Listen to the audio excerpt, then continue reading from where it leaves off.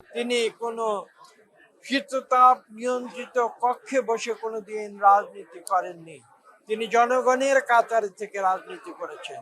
আপনারা 82 সালে শহীদ প্রেসিডেন্ট জিয়াউর রহমানের তিরোধানের পরে লক্ষ্য করেছেন বিএনপির যারা তৎকালীন নেতৃত্ব ছিলেন তারা বেগম খালেদা জিয়াকে একরকম জোর করে রাজপথে নামিয়ে এনেছিলেন তখনকার সেনা শাসন থেকে বাংলাদেশকে মুক্ত করার জন্য।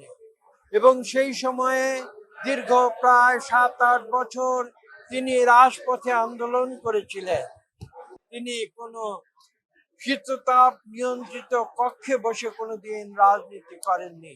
তিনি জনগণের কাতার থেকে রাজনীতি করেছেন।